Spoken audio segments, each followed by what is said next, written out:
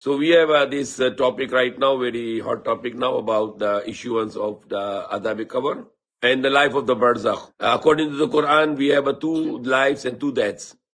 So 2 lives means when our body and soul are together. So that's the first life we have. And the second life, on the day of judgment, we will be alive again. That will be our second life. And the 2 deaths meaning, the dalawang kamatayan, the 2 deaths meaning, the one life when we were not yet born. One death when we were not yet born. When we are in the womb of mother, when the soul came in the womb of mother, that is the first life is started. The first death was finished. And the second death when the person will take in his soul and he will be in the grave, in the cover. And until the day of judgment, when Allah will resurrect him to life, that will be the second life. And that will be forever. Will never finish his life. So what about the azab cover or the entertainment in the grave? It is not to the body, but to the soul. Because Allah make everything in pair. Allah make everything in the pair. Make very clear, we don't have the 3 lives. And if the soul will come back in the earthly grave, and then it's become 3 lives. 1 life right now, 1 life in the grave, and 1 life on the day of judgment, and that's rejecting the Quran. So if any hadith can suggest you that there's 3 lives, and the soul will come back here on the earth, then it is against contradicting the Quran, and that hadith is not acceptable. Because any hadith is against the Quran, will not be acceptable, because Prophet Muhammad ﷺ said, if someone said that I said this, and if it is against the Quran, then I did not say this. So it is not correct to believe that there is a 3 lives. Once the person in the grave, this is called the Barzakh. Barzakh means the body is here in the grave and the soul is in another grave. And that is the soul grave, and there is mentioned in the Quran 2 kinds of graves for the soul. One is Illiyun, which is meaning the elevated place where the good souls are kept, which is from the first, above the first sky until above the 7th sky. And the Sijjin is the soul, the grave for the bad souls, which is below the first sky, probably in black hole. It's a big place also where the bad souls are kept. But the souls are not coming back. Why? Because Allah said in the Quran, Allah yatawaffal anfus hina mawtiha wallati lam tamut fi manamiha fayumsiku allati qada 'alayha al-maut wa yursilu al-ukhra ila ajalin musamma. Allah take away the soul for those who die and those who not die in their sleeping. And He sent back the souls which are sleeping, and He hold the soul which He decided the death. And the rest He sent back those who were sleeping. So they will wake up. So the soul of the dead person is 100% out. That is the meaning. And the soul of a person sleeping is 50% out. And where I get this 50%? I get this from the hadith. The Prophet Muhammad ﷺ said, "An-nawmu nisful maut." The sleeping is half of the death. And half of the death means 50%. So when you are sleeping, you are halfly dead because your 50% soul is coming out. What is the soul? Soul is like a force. It's like energy. It's like a current. Okay, so when 110 volt come out from the bulb become dim. If the current is 220 volt, the bulb is very strong. Or if the current will go out 110 volt and it becomes 110 volt, the fan become very slow. So that is the example of the soul. When you are sleeping, 50% of your soul is out, so you are not very functional anymore. But when the morning, the Allah will send back the rest of the soul, you become 100% soul, you become 100% alive, then you become very active and powerful because the soul is back to your body. But in the case of the person died and is in the grave, his soul will never come back. Why? Because Allah said, فَيُمْسِكُ الَّتِي قَدَى عَلِيهَا الْمَوْتِ. Then Allah hold the souls which Allah decided the death. He hold it. He will not send it back. وَيُرْسِلُ الْأُخْرَى إِلَى أَجَلٍ مُسَمَّى. And the rest of the souls who are sleeping, Allah send back their souls onto their bodies. So that's very clear. There are lots of scholars, they are misguiding that when you put in the grave, then your soul come back and you become alive. No, that's just fantasy. It's nothing to do with Quran and the hadith, the correct hadith. Soul will only return to your body on the day of judgment, when Allah will destroy all the earth and everything, even the angels will be killed. Then the water will come from the sky, it will absorb in the graves, and the bodies will start to recreate. And then Allah will give life to the angel Israfil to blow second time. Then that second time blow will bring the soul to the dead bodies, and the dead bodies will get alive, and they will be coming out from the grave. So that's very clear Aqidah, the very clear creed or the belief according to Quran and Sunnah. Because there are lots of hadiths which can be contradicting to Quran, and we are not going to accept those hadiths because Quran is Al-Furqan, which is to judge between the right and wrong. So we always go the Quran and we go for the hadith which is according to Quran and not contradicting with the Quran.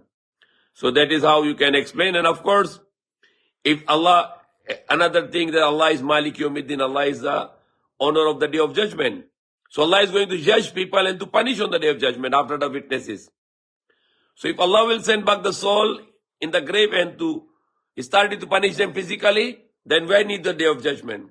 No need for the judgment. Of course, everything will be the real punishment, the actual punishment, the physical punishment will be on the Day of Judgment. So what is happening now? The soul is being tortured. That's called the Azab-e-Qabr. And that is the punishment of grave, because the soul have a grave and the body have a grave. Why there is a grave for the soul? The same way the soul has a kafan. Kafan means the wrapping, the cloth. So the body has a cloth which is kafan, and the soul has a cloth which is kafan also, which is brought by the angels.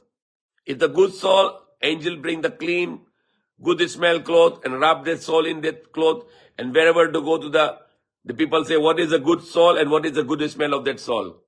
And when go to the first sky, the gates open for that good soul, and then go above the first sky, the angels will still say, how good this is soul and how good the smell of that soul.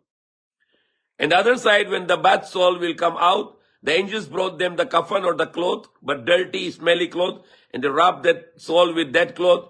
And when they bring up to the first sky, Allah said in the Quran that the gates of the sky will not be open for them. And wherever they pass that dirty soul with the dirty cloth wrapped with the bad smell, the people will say how bad this soul is. The angels will say how bad this soul is and how dirty smell of that soul is. So we need to be clean, spiritually clean, believes in one God, not to commit shirk, live and die for Allah, do everything for Allah, no showing off, no committing shirk, no committing disbelief, rather, and always to pray to Allah and be clean person, be truthful, be kind, be generous, be straightforward, be honest, not to be deceiving people, not to hurting people, not to backbite, not to jealous, or not to do the bad things. Then our soul will be clean, and the angels will bring the clean cloth for our soul.